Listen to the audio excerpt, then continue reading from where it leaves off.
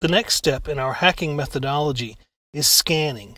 And with scanning, what we're after is looking to see if we can map out the network and discover what's on it, what applications are running, what ports, protocols, and services, and maybe even figure out what kind of applications and operating systems are out there.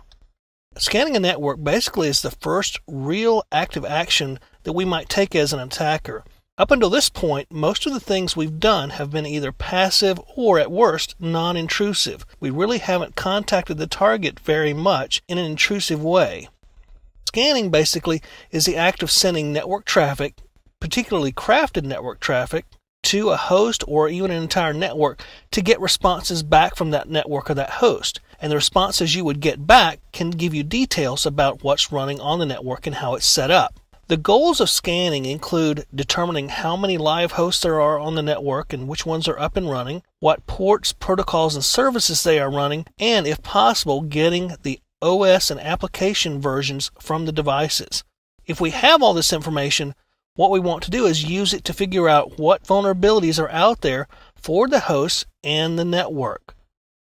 Now, we can scan over basically any network connection, but often, unfortunately, we'll wind up scanning across the internet, so we'll be going through a wide range of devices. So some of the information that you got during the footprinting stage will be helpful. The IP address of the target, the DNS domain name, and so forth. You also could scan via a wireless network if you're within range of that particular target network and they use wireless. Now, targets are the network devices and the hosts.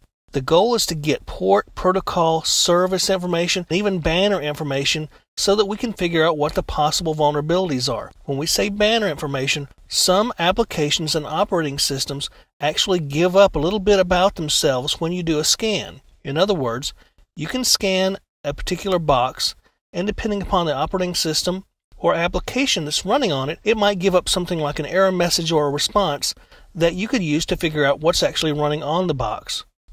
Now, several different types of scans are available for you to use. It really depends on what your goals are, what you intend to get out of it, and also whether you want to be stealthy or not. Some scans are better suited for when you want to avoid intrusion detection systems or avoid getting caught scanning.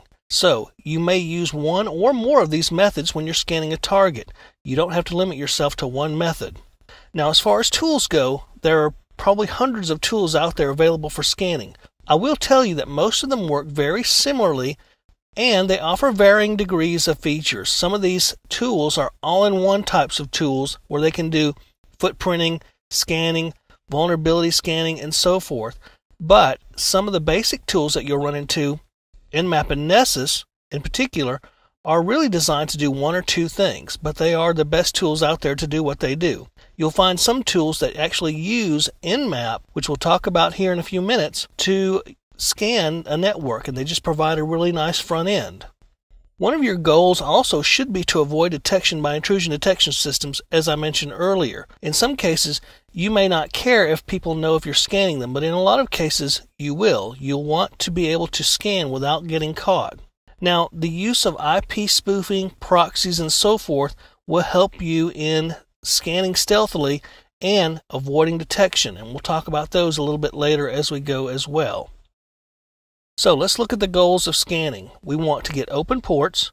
We want to get closed ports even, because if the port is closed, that can tell us a little bit of information. In some cases, it can help us determine what the operating system is based upon whether the port is open or closed. We also want protocol information. We want to know if it's running HTTP or FTP, for example. Any network services that are out there, DNS, for example, that would help us to understand what's going on in the network.